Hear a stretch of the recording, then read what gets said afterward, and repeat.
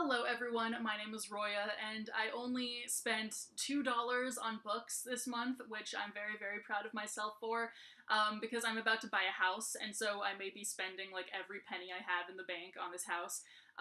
And so I haven't been letting myself spend any money on anything besides like gas for my car.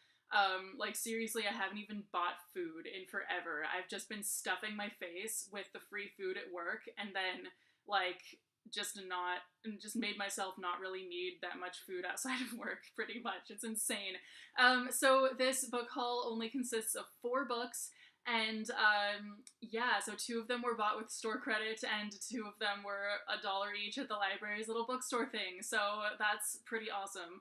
I'm going to start with the ones that are from the library's little bookstore thing. The first one here is Dreadknot by Cherie Priest. I think that's how she pronounces her name, but I'm not completely positive. This is actually the second book in a series that I have not read the first one of, but it was $1, so I figured why not. So the first book in this series is called Bone Shaker, and this is a steampunk series. And I've been a little bit afraid to read this because like I've known about it for a while. It's kind of been on my radar for a while, but just my track record with steampunk books has not been great because I feel like a lot of them are kind of just like they focus so much on giving us a really awesome steampunky setting that they don't focus on the plot enough, and they don't end up giving us enough plot.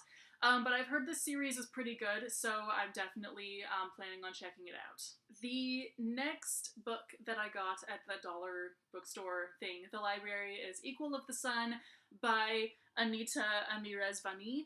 So this is a historical fiction taking place in like 1500s Persia, and it focuses on like a princess. And I don't know exactly what this is about, but like I definitely am so excited to read this book because actually I had been wanting to read her other book, The Blood of Flowers, for quite a while now, and so I didn't even know that she had written another book at all.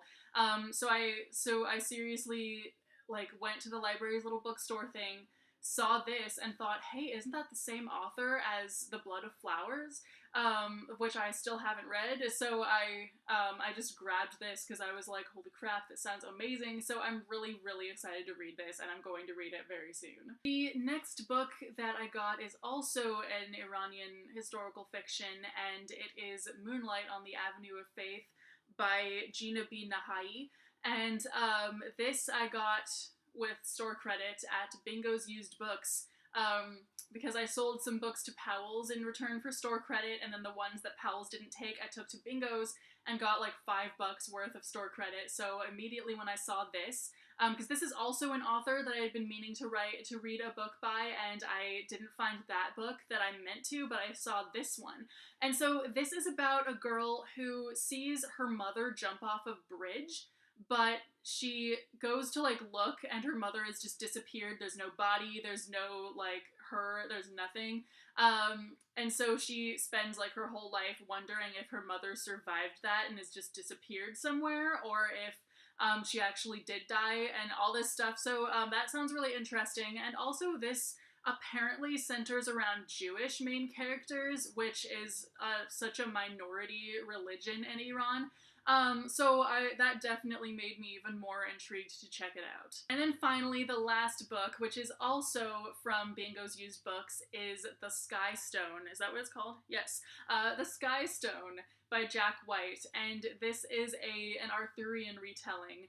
And it's kind of funny, I was trying to choose between this and The Crystal Cave by Mary Stuart, which are both Arthurian retellings, and I wasn't sure which one I wanted to get because I could only get one because I only wanted to use store credit. I didn't want to like go into any actual money for this bookstore trip.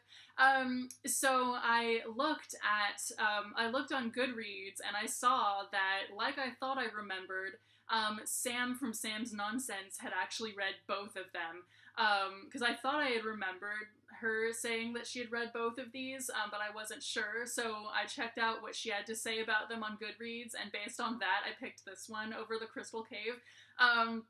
So thank you, Sam. Um, by the way, if you haven't seen her channel, I'll leave it linked down below just because, like, if you like fantasy, her channel is definitely one that you should be watching. So I definitely can't wait to delve into this one. Alrighty, folks, so these are the books that I got in the month of January. I'm pretty proud of myself for only getting like 4 books and reading more than 10, so that's pretty awesome. So thank you guys so much for watching, and I will see you soon with a new video. Bye!